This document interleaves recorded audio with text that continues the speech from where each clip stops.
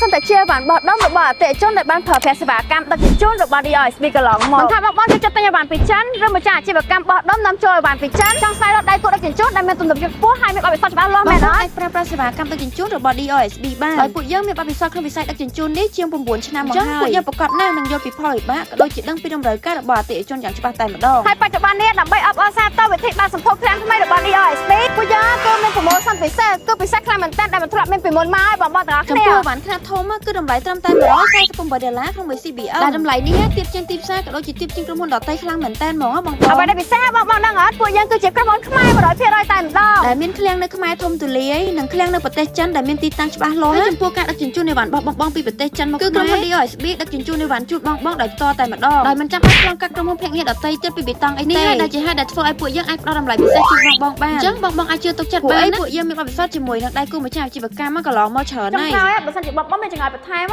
បងអាចតាក់ទងមកខាងក្រុមការងាររបស់ពួកយើងបានពួកយើងមានក្រុមការងារ24ម៉ោងចាំឆ្លើយតបនៅចង្អុលបងទាំងអស់គ្នាតែម្ដង